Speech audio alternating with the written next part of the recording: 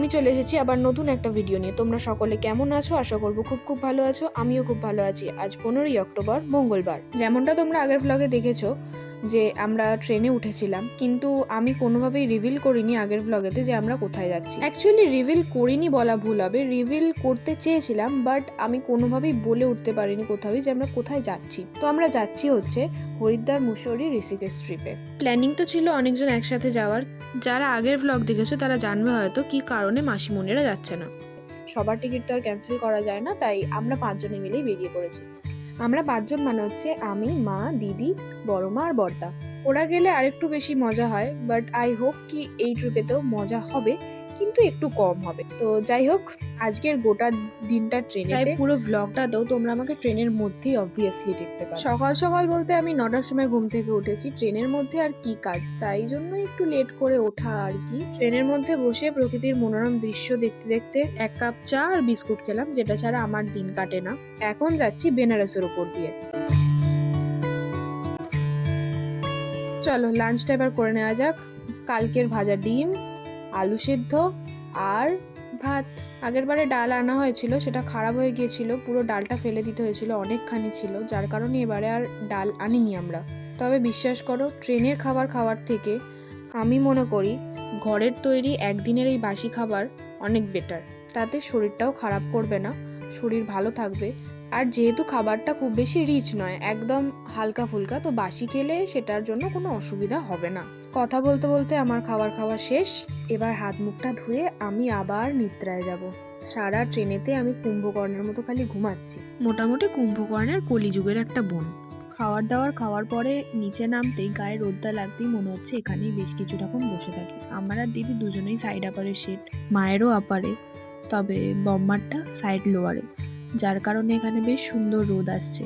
Side আপারে seat হওয়ার কারণে সারাক্ষণ মাথার কাছে এসি চলছে, মাথা পুরো ধরে আছে। তাই নেমেছি যখন, ভাবলাম কিছুক্ষণ বসে তবেই উপরে উঠবো। বিশ্বাস করো, ট্রেনের মধ্যে বসে আছি শুধুমাত্র ঘুরতে যাচ্ছি এই আনন্দে। একটা মেয়ে যে অত্যন্ত চঞ্চল, তাকে যদি ঘরবন্দি করে রাখা হয়, তার কি কোনোদিন ভালো লাগে? দুপুর গড়িয়ে এখন বিকেল হচ্ছে, সবটাই দেখতে পাচ্ছি, কিন্তু প্রচন্ড কষ্ট হচ্ছে ট্রেনের মধ্যে একভাবে ঘরবন্দি হয়ে থাকার মতো থাকতে। মনে হচ্ছে যেন দমটা বন্ধই হয়ে যাবে। যখন ঘুমাচ্ছি তখন তো খুব ভালো কথা, আর যখন জেগে থাকছি খালি মনে হচ্ছে যেন কিছু খাই। এখন বাজছে বিকাল 6টা। দেখো, এখানে এখনো সন্ধে হয়নি, আর আমাদের ওদিকে বিকেল গড়িয়ে সন্ধে হয়ে অন্ধকার হয়ে গেছে। কিছু না পাই, চাটা সারাক্ষণ কিন্তু খেয়েই যাচ্ছি। সকাল থেকে এই নিয়ে 2বার হয়ে গেল বোধহয়। কিছু কাজ তো করতে হয় বলো, আমি আবার ফোনটাও যে বেশি ঘাঁটতে পারি না। প্রচণ্ড চোখ আর মাথায় যন্ত্রণা করে। দেখতে দেখতে প্রায় হয়েই এসছে, আর কয়েকটা হাতে গোনা হয়তো স্টেশন আছে। আমাদের যে স্টোর করা জল ছিল সেটা শেষ হয়ে গেছে, তাই ট্রেনটা এখন লখনৌতে দাঁড়িয়েছে। দাদা আর দিদি মিলে গেছে জল ভরতে, কিন্তু সমস্যা একটাই, সব বোতলে ঠান্ডা জল ভরে এনেছে। আমি এবার কি খাবো? আমি তো ঠান্ডা জল খাই না। আর এই দেখো, ক্ষণে ক্ষণে খালি সবার খিদে পেয়ে যাচ্ছে, তাই এখন আমি আমার বসে পড়েছি বাবুজি কেক নিয়ে, যেটা আমার ফেভারিট। আর দিদি এখানে বসেছে লুডো খেলতে কো প্যাসেঞ্জারদের সঙ্গে। যখন ট্রেনের মধ্যে কো প্যাসেঞ্জারগুলো অনেক বেশি বন্ধুত্বপূর্ণ আচরণ করে, তখন আরও বেশি ভালো লাগে। ট্রেন জার্নিটা অনেকটা কমফোর্টেবল হয়ে যায়। বাজছে এখন ঘড়িতে 9টা। যে লুচিগুলো কাল ভেজে আনা হয়েছিল তার কিছু রয়ে গেছিল কালকে রাত্রে খাওয়ার পরে, কিছুটা জল খাবারে খাওয়া হয়েছিল, তবে এখন আবার বাকিটা আমি, বড় মা আর মা মিষ্টি দিয়ে খেতে বসেছি। ট্রেনে বসে থাকতে থাকতে এখন আর একদম ভালো লাগছে না, খুব কান্না পাচ্ছে। মনে হচ্ছে আমি এবার ট্রেন থেকে কখন নামবো, আমার আর ভালো লাগছে না। এখন বাজে রাত 2:30।